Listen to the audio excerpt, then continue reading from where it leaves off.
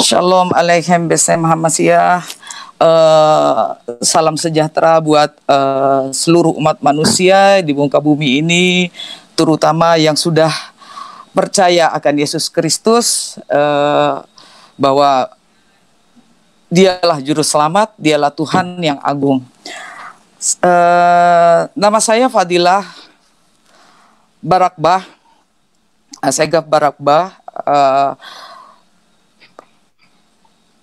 Saya lahir dari keluarga Habib. Saya dari kecil sampai di usia 35 saya ya memang keturunan Muslim. Dari kecil didikan Muslim, pesantren kental dengan saya. Saya itu 8 bersaudara, tapi kakak saya nomor 1 meninggal dunia. Jadi kami 7 bersaudara. Saya anak nomor 4. Nah, dari kecil saya memang sangat respect sekali dan sangat memang kental keislaman saya. Di antara 7 bersaudara ini memang disebut paling kental itu saya tentang keagamaan. Dari kecil saya itu diberikan Tuhan kelebihan bisa khatam Al-Quran usia 5 tahun. Pada masa itu sangat luar biasa anak usia 5 tahun bisa khatam Al-Quran pada masa itu. Dan saya diarak dan waktu kecil senang sekali ya hal-hal seperti itu, diulu-ulukan saudara, teman dan selain sebagainya. SD saya SD negeri biasa, saya di Provinsi Jambi ya. Saya asli Jambi, tapi kakek saya ada turunan Arab juga, karena habaib. Kemudian kakek saya tuh kurang bisa berbahasa Indonesia. Jadi keseharian kami kalau dengan njit, saya njit panggilnya ya Pak ya, Pastor ya. Kalau kakek tuh njit tuh kurang bisa bahasa Indonesianya, kurang fasih. Jadi ketika dari usia 5 tahun saya khatam Al-Quran itu, saya itu, bapak saya sangat menyayangi saya karena keluar biasaan saya dengan Al-Quran ini. Saya bisa mengajikannya. Kalau kita mazmur ya, kalau di Kristen Koptik memazmurkan ayat-ayat itu dengan nada lantunan nada yang luar biasa. Saya pun juara MTQ ketika itu. Saya masih kelas dari kelas 4 sampai kelas 5 waktu itu SD saya juara MTQ sampai nasional. Nasional itu tingkat anak-anak. Kalau sekarang itu MTQ itu luar biasa, Pastor. Perkembangannya ada mungkin kalau zaman saya itu paling murattal dan tilawah. Kebetulan begitu saya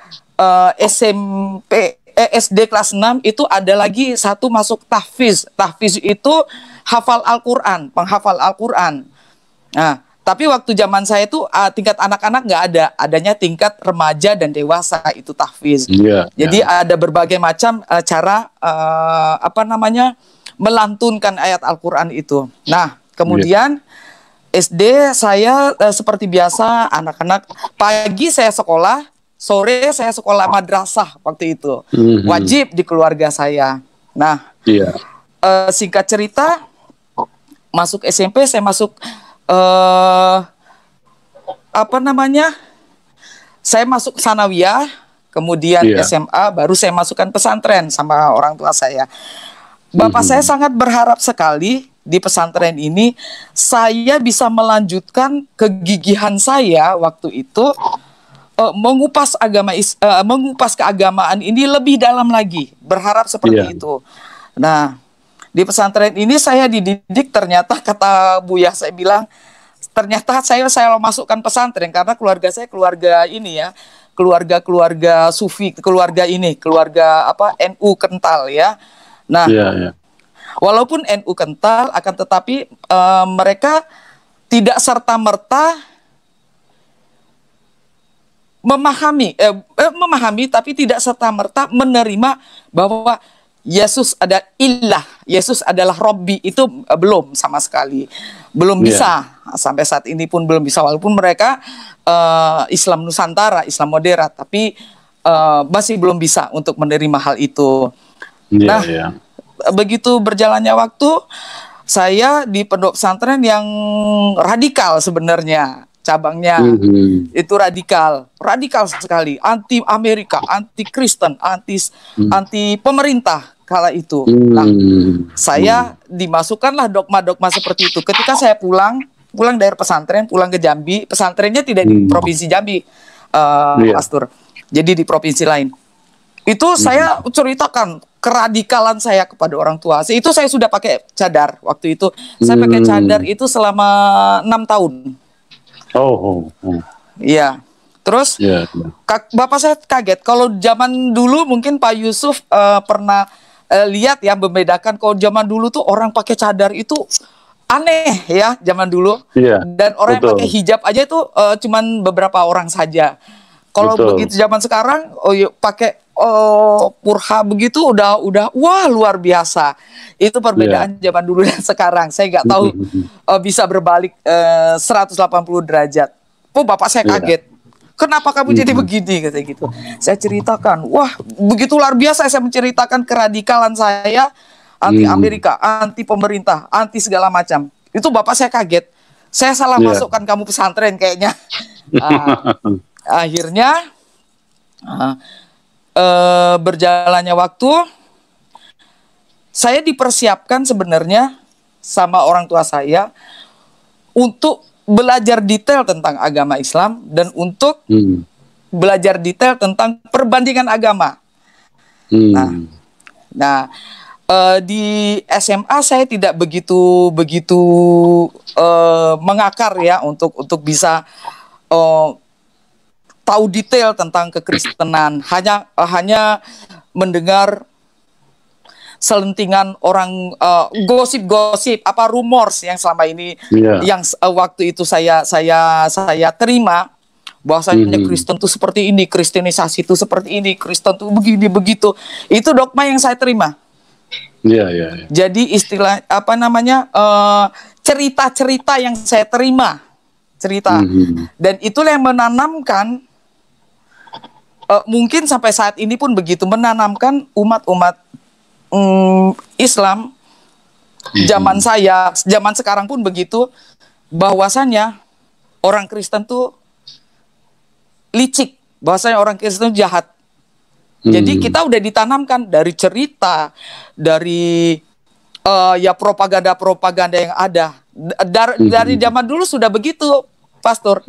Zaman sekarang lebih luar biasa lagi saya lihat ya. Tapi puji Tuhan, Kristen itu semakin diinjak, semakin mengakar dan bertumbuh, saya lihat. Amin. Haleluya. Dan itu saya rasakan ketika saya mendengar teman saya pelayanan di Jambi itu bilang, sudah, kalau zaman saya dulu orang gereja itu susah sekali bertumbuh di Jambi. Sekarang luar biasa, di mana-mana ada. Itu menunjukkan bahwasanya Kristen bertumbuh luar biasa, saya lihat ya. Itu di provinsi Jambi saja. Nah, berjalannya waktu, saya kuliah. Waktu itu saya ambil 2 fakultas. Kalau dulu boleh, kalau sekarang saya nggak tahu, kayaknya nggak boleh deh. Di IAIN, salah satu IAIN ternama dan cukup ini di amat sangat digemari, jadi favorit lah waktu itu di Sumatera, salah satu IAIN di Sumatera. Saya dapat 2 fakultas waktu itu.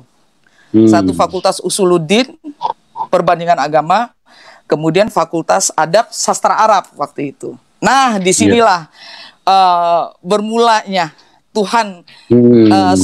Saya mengenal Tuhan. Awalnya di situ di tahun 95 itu. Karena kami belajar kristologi, Pastor ya. Zaman saya itu 18 SKS, tapi saya cuma dapat berapa SKS karena berapa semester saya lari. Saya memutuskan untuk tidak lagi ini. Nah, di situ saya baru menemukan apa ya, dibilang kejanggalan mungkin terlalu vulgar ya, cuman mungkin iman saya mengimani ketika itu ada sesuatu yang tersembunyi menurut saya, yang tersembunyi, yang ya sebelumnya saya tidak tahu. Dulu saya membaca Al-Quran ala kadarnya, saya ngerti artinya, jadi sekali lewat gitu loh, Pastor.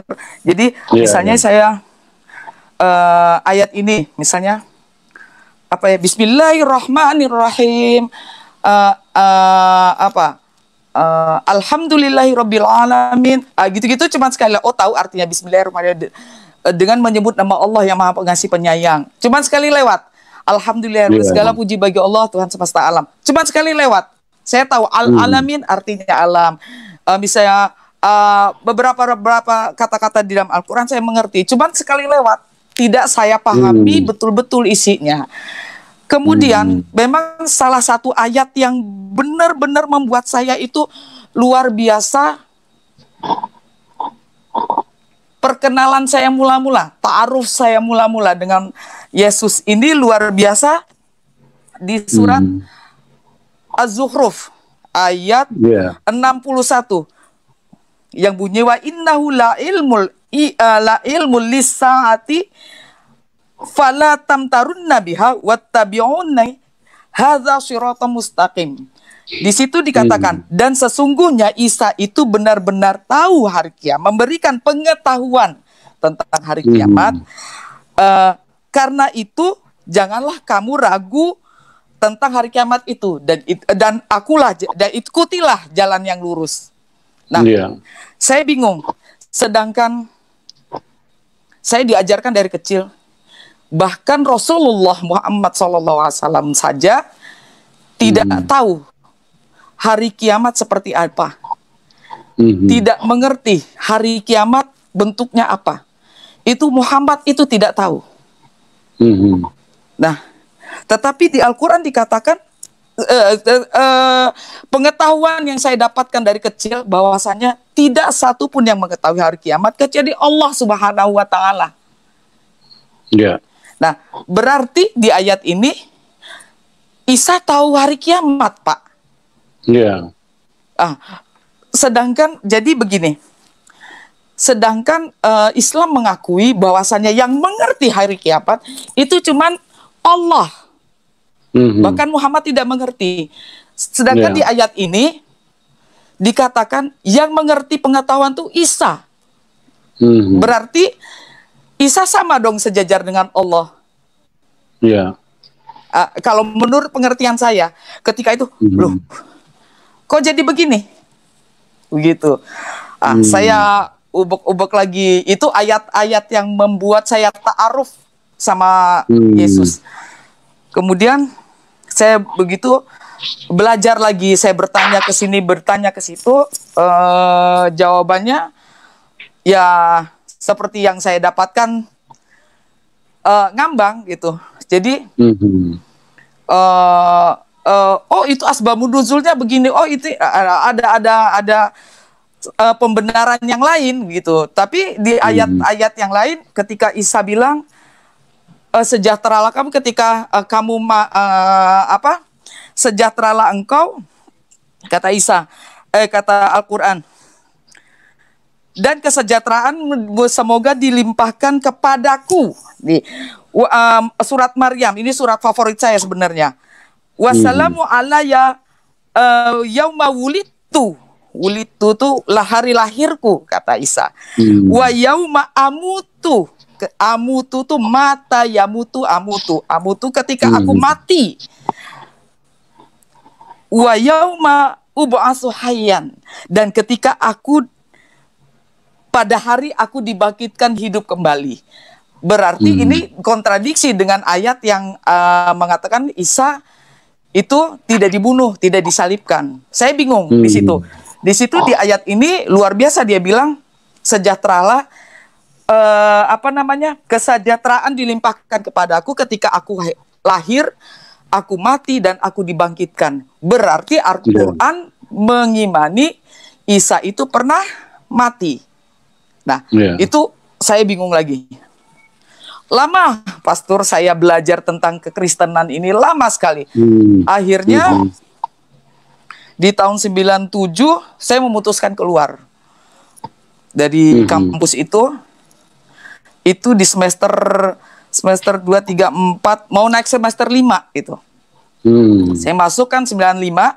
Nah, di semester 5 97 saya memutuskan untuk keluar karena saya nggak kuat. Nggak kuatnya kebenaran yang saya dapati ini kayak apa sih sebenarnya gitu. Nah, singkat cerita, saya buka cadar. Habis itu Bapak Buya saya bingung. Kamu kenapa? Katanya gitu. Saya tanya sama Buya. Hal-hal yang saya sampaikan tadi, saya tanya, ini kebenarannya sebenarnya seperti apa? Buya saya kan NU kental. Dan kakek saya adalah pendiri NU pertama di Jambi. Jadi cukup punya nama keluarga kami sebenarnya di Provinsi Jambi. Saya tanya hal-hal ini. Terus saya tanya lagi. Saya buka Alkitab. Waktu itu ayat favorit saya tuh Yohanes 1 ayat 1. Pak, firman itu pada mulanya adalah firman, dan firman itu bersama-sama dengan Allah, dan firman itu adalah Allah. Nah, saya kan lebih suka pakai bahasa Arabnya, jadi kadang suka saya kajiin. Fil badi ikanal kalimatu wal kalimatu kana indallah. Nah, wal kanal kalimatullah. Nah, berarti sama juga ada di ayat Al-Quran bahwasanya ketika aku hembuskan dengan kalimatullah. Lah, saya bingung juga. Ini berarti kedudukannya sama, gitu loh. Akhirnya saya dialog dengan Buya. Buya bilang, Buya juga akhirnya dialog sempat panas, begini, bukan begini. Nah, akhirnya ketika mentok di situ, wallahu a'lam bishawab, al-iman fi qalbiki wa fikriki. Dia bilang, saya ingat sekali, iman itu di hati dan pikiranmu. Nah, jadi iman, ketika kita beriman hanya spiritnya saja. Saya ingat kata-kata saya punya teman yang dari pesantren kemudian jadi murtad juga. Tim kami ini, tim saya penginjilan juga. Itu Ustadz, beliau ini, kami manggilnya Ustadz. Iman itu ketika kita bicara tentang spiritnya saja, ente jadi dukun. Tapi ketika kita bicara pengetahuan saja, ente jadi ateis. Jadi semua harus selaras. Makanya saya ingat ke pesan terakhir Buya saya itu, al-iman fi qalbiki wa fikriki. Di situ saya lihat ternyata benar. Tapi di situ saya belum saya pegang Engkau Tuhan Yesus dan saya percaya Engkau. Belum. Nah, akhirnya saya nggak tahu mau ngapain. Akhirnya saya bilang, saya lepaskan ke saidahan saya, Syarifah waktu itu, karena saya dinubuatkan untuk meneruskan pesantren keluarga kami. Karena saya bilang saya nggak sanggup, saya nggak bisa, karena iman saya ini kayaknya ada sesuatu yang tersembunyi, saya bilang. Wah, keluarga luar biasa ngamuk dan marah. Saya pilih lari. Waktu itu pas pergi, saya bukan lari tapi pergi. Pas 10 hari bapak saya meninggal. Bapak saya meninggal pun itu saya yang rawat beliau, memang karena ke kamar mandi sekali stroke kan. Dan beliau bilang, saya mau bertemu Fadilah. Akhirnya dia genggam tangan saya. Kalau stroke, karena stroke udah luar biasa parah, beliau gak bisa ngomong. Terus begitu ketemu saya, beliau nangis.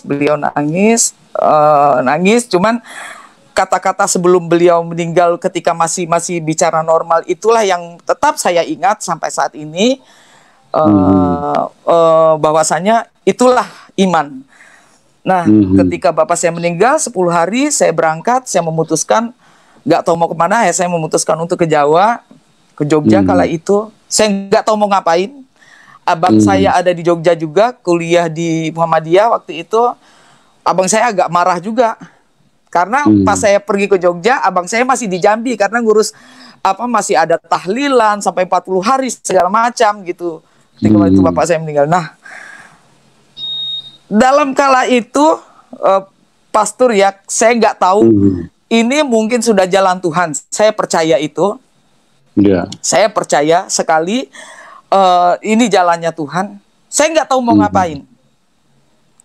Yang jelas saya bilang, Allah tolong saya. Saya tidak tahu mau ngapain. Saya ini perempuan. Saya ini perempuan. Di sini walaupun ada saudara, tapi itu tidak membantu banyak untuk saya. Dan buyah saya barusan meninggal. Saya bilang. Akhirnya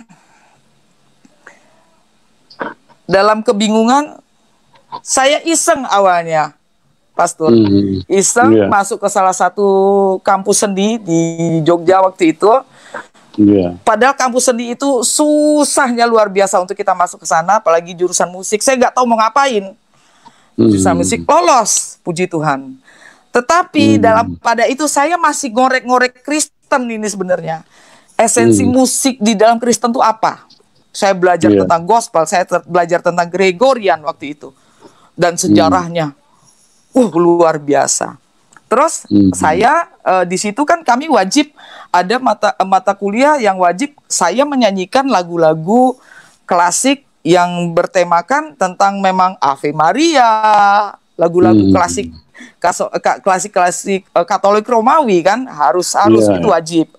Nah, berjalannya waktu karena di kampus ini banyak orang Kristen kan ya, sudah pasti.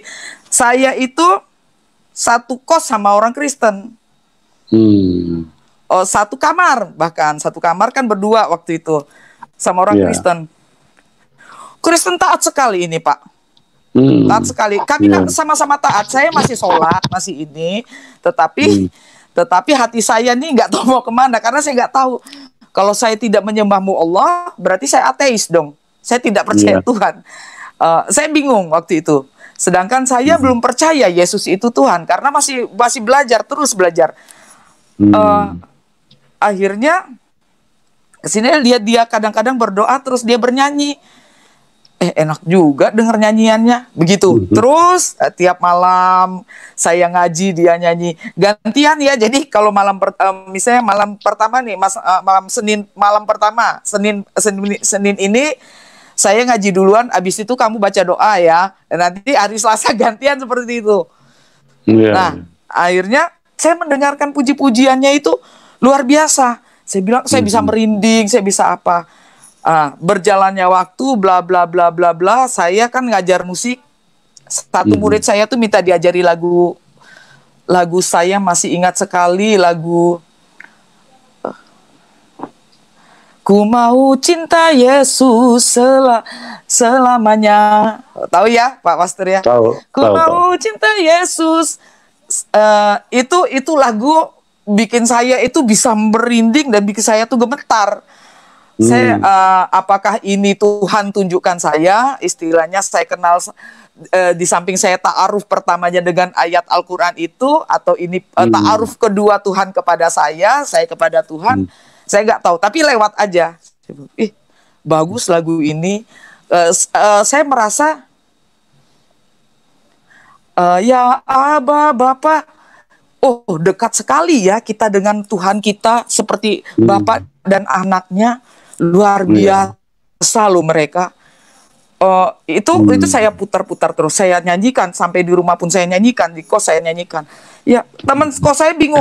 Lah, kamu kenapa nyanyikan lagu ini? Saya bilang, enggak, itu ada murid yang belajar. Enggak apa, kamu pakai kerudung begitu ngajar. Ya enggak apa-apa lah. Itu perjumpaan kedua istilahnya. Mungkin Tuhan sudah sentil saya, sudah mau mulai mendekat. Kalau bahasa kita manusia sudah mulai mau mendekat. Nah, itu buat saya udah selesai begitu saja. Tetapi saya terus belajar.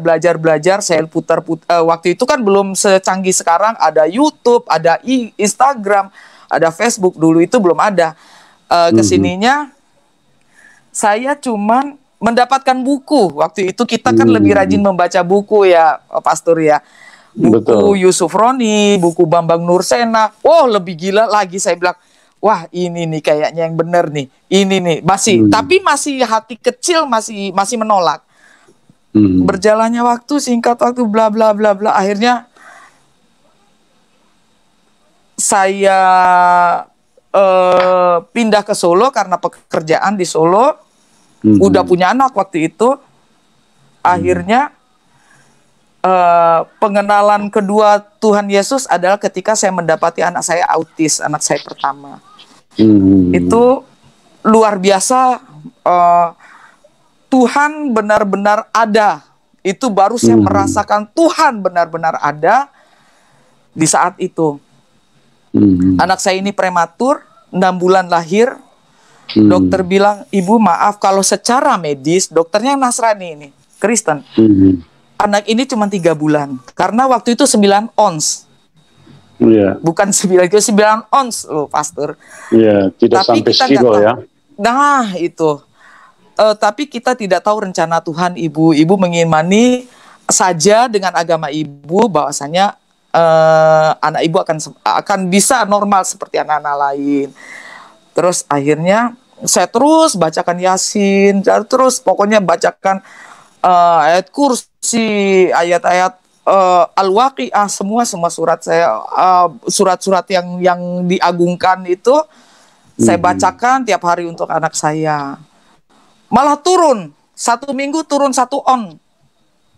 Wow, itu luar biasa. Saya 1 bulan kan masih di inkubator di rumah sakit. Saya udah pulang, tapi ini anak saya cuma setor ASI aja.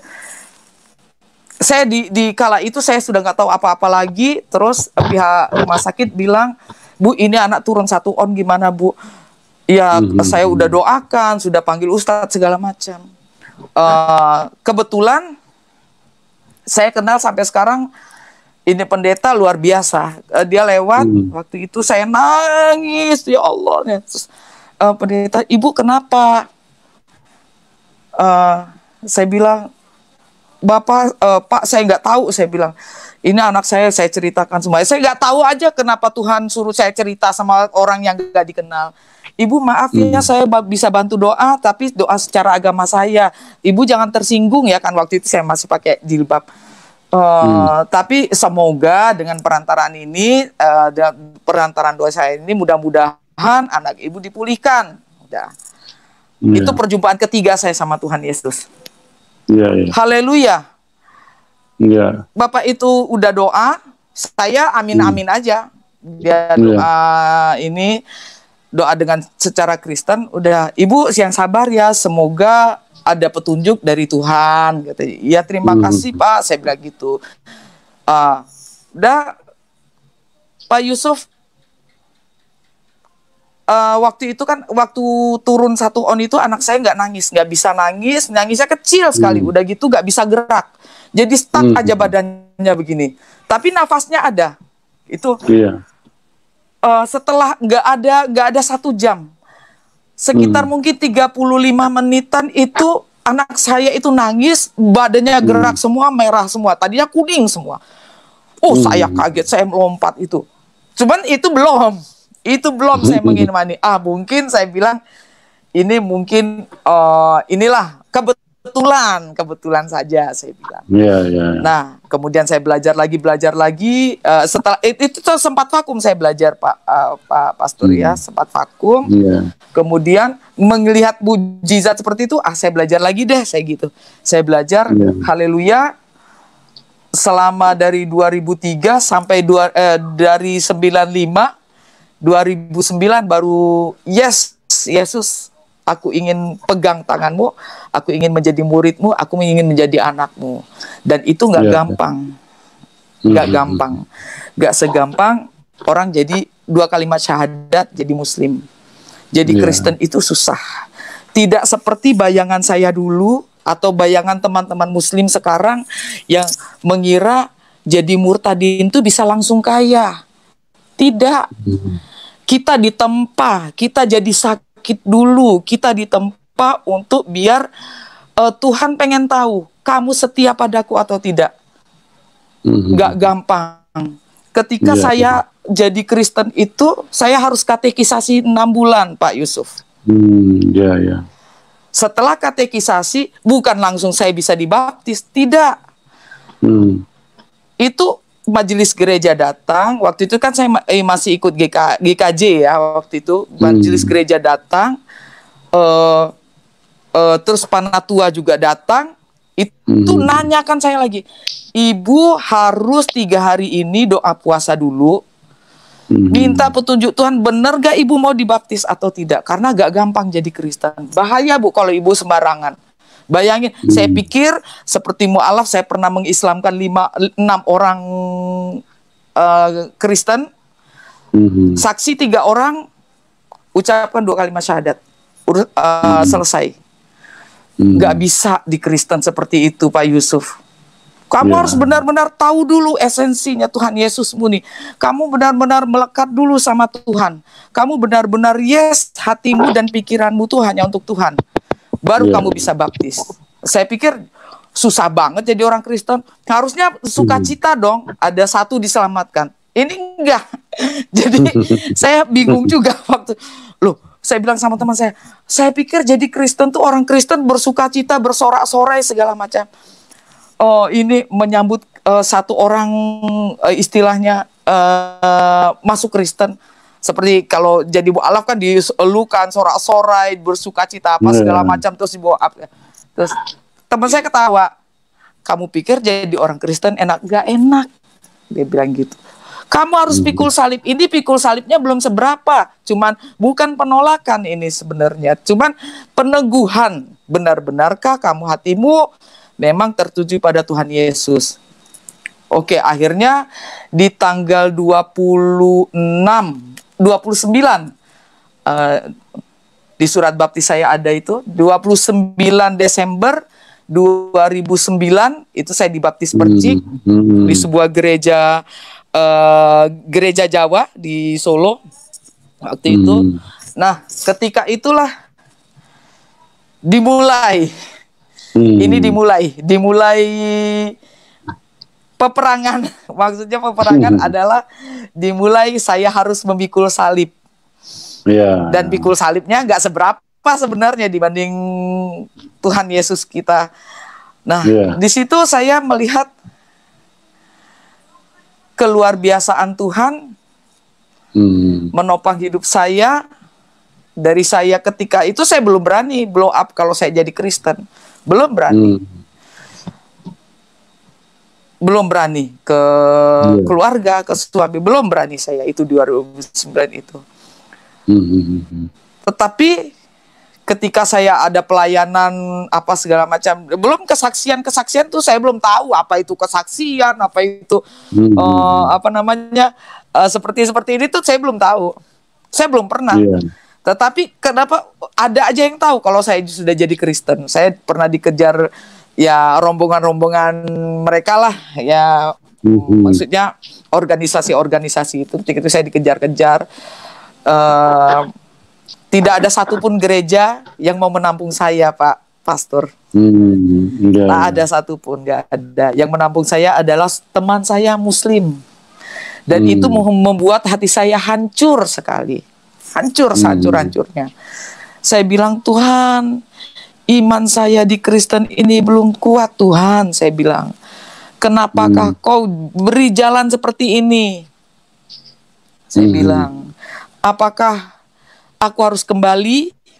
Saya bilang, ini yang bantu saya Muslim loh Tuhan. Saya bilang gitu. Kenapa sih jadi seperti ini? Itu membuat saya, itu anak saya waktu itu baru umur 5 tahun kok nggak salah saya. Ya, 5 tahun. Saya bilang, Tuhan tolong cari petunjuk. Semalaman saya 2-3 malam saya nggak bisa tidur. Saat itulah Tuhan seperti apa ya, mengingatkan saya, kalau menampar terlalu ini, mengingatkan saya kembali, jangan engkau berharap kepada manusia. Berharap cuma padaku. Tenang anakku, aku memberi perlindungan yang sempurna atas hidupmu. Kalau kau mempercayai aku, pegang teguh namaku. Saya kayak diingatkan gitu. Saya nangis sejadi-jadinya. Saya mohon ampun di bawah kaki Tuhan, saya bilang, Tuhan ampuni saya, Tuhan ampuni saya, buat saya percaya luar biasa kepadamu, Tuhan, buat saya luar biasa percaya kepadamu. Akhirnya Tuhan, akhirnya saya pulang. Ternyata luar biasa, tidak ada apa-apa, cuman mereka memang teror saya, cari-cari saya gitu. Luar biasa tidak apa-apa. Suami saya waktu itu nggak tahu sama sekali. Akhirnya karena cinta mula-mula saya terhadap Tuhan Yesus, ketika itu saya ikut pelayanan. Berapa kali pelayanan di musik. Saya belum berani kesaksian karena masih takut waktu itu. Akhirnya saya ungkapkanlah, saya sudah masuk Kristen. Wah, keluarga di Jambi heboh. Wah, semua heboh. Waduh, luar biasa. Saya bilang, Tuhan, saya mohon perlindunganmu. Akhirnya saya diusir waktu itu. Terdamparlah saya di tangan. Saya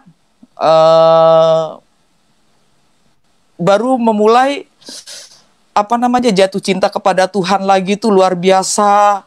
Saya ikut pelayanan, saya ikut ini segala macam luar biasa, dan penyertaan Tuhan pun sangat sempurna atas hidup saya.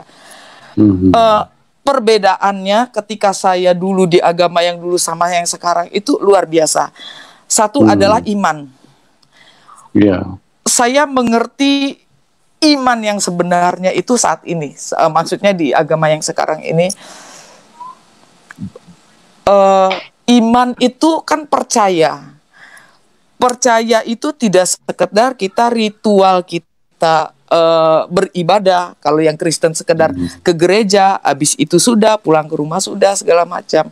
Kalau di Islam mungkin sholat 5 waktu, ditambah duha, tahajud, dan sholat sunat-sunat lainnya. Tidak sekedar itu. Tapi iman adalah percaya dan kedekatan kita sama Tuhan. Itu yang saya rasakan luar biasa. Jadi ketika saya mengalami sesuatu yang luar biasa menyakitkan fisik, kayak disuruh rokok, diludahi, dimaki-maki, pokoknya kepedihan fisik tuh saya udah lewat, Pastor. Udah lewat itu. Udah saya lewati. Itu membuat saya itu biasa aja. Maksudnya biasa aja. Nggak merasa saya sakit hati gitu loh, Pastor. Luar biasa. Tuhan itu, ya itulah cinta kasih mungkin ya. Tapi itu luar biasa buat saya. Kok saya merasa ketika saya dibully, ketika saya dihantam segala macam tuh, buat saya itu kayak kesandung batu, abis itu selesai, berdiri selesai gitu doang. Jadi nggak ada rasa sakit hati ketika Tuhan Yesus dicaci maki, sakit hati nggak ada. Waktu itu saya merasa kesakitan fisik yang saya rasakan itu nggak ada apa-apanya. Jadi saya merasa biasa saja. Terus juga secara ini juga saya merasa, misalnya nih, saya dalam pergumulan apa, misalnya ekonomi, atau saya kekurangan apa gitu. Kalau dulu saya, begitu ini saya tahajud, saya minta segala macam, menangis segala macam, sholat ini, sholat itu, segala macam. Kalau sekarang tuh cuman saya bersimpu di kaki Tuhan, Tuhan, saya percaya penyertaan-Mu sempurna atas hidup saya, dan saya percaya waktu-Mu adalah waktu yang tepat, tidak telat, dan tidak pun kecepatan. Jadi saya yakin tepat pada waktunya Kau akan bantu saya. Puji Tuhan. Kalau ketika kita imani itu, Pastor ya, Tuhan memberikan lebih dari yang kita, dan lebih dari ekspektasi kita. Jadi Tuhan, amin. Itu yang saya sangat luar biasa. Iman yang namanya percaya tuh nggak, esensi kata percaya itu saya mudah-mudahan saudara-saudara Kristen nih, terutama nih, kata percaya itu tidak diimani dengan mulut, tidak diimani dengan keluar dari bibir, oh aku percaya, dan tidak mengimani dengan ritual-ritual semata, tidak bisa seperti itu. Jadi benar-benar hati dan pikiran kita, ya Tuhan, Kau luar biasa. Itu yang susah kita dapatkan, begitu Pastor. Betul. Mungkin kalau kesaksian saya yang ini banyak sekali, saya merasa apa ya, kalau enggak mau vulgar saya, kalau dibully ini fisik segala macam itu sudah makanan dulu. Tapi puji Tuhan, haleluya, saat ini keluarga saya pun yang tahu saya Kristen menerima saya, itu aja udah lebih dari cukup buat saya. Tapi ketika mereka ingin mengajak diskusi saya segala macam, saya membuka hati, dari dulu juga membuka hati, tapi tidak secara langsung, ayo kita diskusi. Enggak. Ketika mereka menerima saya dengan lapang hati dan mau berdialog, itu buat saya di luar ekspektasi saya, Tuhan berikan begitu. Satu hal saya ingin meluruskan sebenarnya ini, Pastor ya. Ya, silakan Ibu. Umat kita, saudara-saudara kita kaum Kedar Nebayot ini selalu berpikir sama seperti saya dulu. Orang Kristen itu zalim, orang Kristen itu licik, orang Kristen itu kalau lu masuk Kristen, lu jadi murtad di Kristen itu, lu akan bahagia. Oh, segala fasilitas kamu akan diberikan. Saya ingatkan kepada saudara-saudara ya, sama sekali tidak benar. Pastor, iya, karena dari kecil sampai dewasa saya diberikan dogma-dogma seperti itu, bahwa orang Kristen itu begini, orang, dan saya lihat ya, saya merasakan sebelum saya Kristen, saya ngelihat teman-teman ya yang Kristen, murid-murid saya yang Kristen itu mengasihi saya luar biasa. Mereka tidak pernah, ini loh Alkitab, ini loh ini loh apa namanya, katanya air suci segala macam, nggak pernah tuh. Saya tidak pernah, bahkan ketika saya puasa, mereka kasih takjil saya.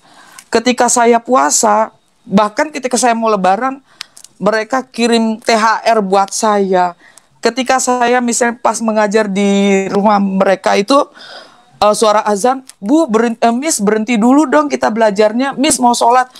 Saya tuh disediakan sajadah mukena untuk sholat, Pastor. Luar biasa. Mereka tidak pernah mengkristenkan saya. Selama saya kenal dengan orang-orang Kristen, yang waktu saya sebelum jadi orang Kristen, tidak ada satupun orang Kristen yang mengkristenkan saya. Gak ada. Satu pun tidak ada. Atau mengajarkan saya tentang tidak ada sama sekali. Itu saya bilang, wah luar biasa. Jadi stoplah kita memberikan propaganda yang menyesatkan. Saya merasakan, jadi orang Kristen itu tidak gampang. Apakah setelah saya jadi Kristen terus hidup saya jadi kaya raya? Enggak. Kalau saya nggak kerja, saya nggak dapat uang. Apakah jadi Kristen saya terus jadi orang kaya, terus punya mobil, enggak. Sampai sekarang dari Kristen saya 2009 sampai saat ini saya masih tinggal di petakan. Tetapi Tuhan sertai saya. Kata Tuhan kan, berkat itu tidak cuma makan, minum, tempat tinggal. Tapi ketika hidupmu, kamu merasa hidupmu damai sejahtera, kamu merasa hidupmu tuh dilengkapi dengan sesuatu hal yang menjadikanmu bahagia, itulah sebenarnya berkat yang sebenarnya. Jadi stop kita memberikan cerita-cerita hoax. Saya rasa kaum-kaum murtadin yang selain saya juga merasakan hal yang sama seperti saya. Sampai saat ini saya tetap bekerja keras. Di samping saya pelayanan, saya juga bekerja. Di masa COVID begini, pemasukan berkurang, saya juga merasakan. Teman-teman murtadin yang lain juga merasakan. Dipikir 2009 sampai sekarang saya tetap ngontrak di Petakan. Tidak ada yang kayak orang mungkin kalau teman-teman mualaf langsung wah blow up terus ini. Saya pun pelayanan underground kadang-kadang ya tidak mesti harus di blow up, dan itulah Kristen yang sesungguhnya. Dan stop sekali lagi mencaci maki, bukan mencaci maki, stop sekali lagi untuk memberi memberi cerita-cerita palsu. Bahwasanya kebanyakan murtad itu karena menikah. Kebanyakan murtad itu karena dia kekurangan uang. Aduh, saya rasa teman-teman saudara murtadin ini justru banyak kehilangan sesuatu, kehilangan jabatan, kehilangan mata pencaharian ketika mereka jadi murtad. Saya yakin sama seperti dengan saya. Tetapi itu sekali lagi saya bilang, iman kita kepada Tuhan, ketika kita imani Tuhan menjaga hidup kita, Amen. Kita imani Tuhan selalu melindungi dan Tuhan selalu memberikan memberikan kata Tuhan kan, ketika kamu kehilangan nyawa, aku akan berikan nyawa padamu. Betul. Ketika kamu kehilangan sesuatu, aku akan berikan sesuatu yang itu tuh bukan berbentuk rumah atau berbentuk halnya fisik gitu, berbentuk mungkin uang, bukan itu. Berkat itu bukan cuman begitu. Dan Yesus sendiri kan memang bukan orang kaya raya. Ya, Pak Pastor ya. Yesus sendiri itu sangat sederhana. Tetapi bersama dengan dia, kau akan dikayakan. Kaya itu bukan berarti kaya materi, kaya damai sejahtera, kaya kebahagiaan. Itulah sebenarnya iman yang luar biasa. Ketika kamu mengimani bahwasanya kamu percaya di dalam Kristus, kamu akan berbahagia. Di dalam Kristus damai sejahtera mendampingimu sampai kapanpun. Dan kamu percaya bahwa di bumi dan di surga kamu akan diberkati luar biasa. Itu sudah cukup. Saya rasa itu, kalau saya pribadi, sudah lebih dari cukup. Tuhan memberikan saya kehidupan luar biasa. Saya juga puji Tuhan, saya mendapatkan suami Juhai juga dulu mantan Muslim. Kami menikah baru 1 tahun. Saya diberikan suami yang luar biasa juga. Itu diberikan keluarga kecil yang luar biasa. Ketika saya hamil, saya ditendang segala macam.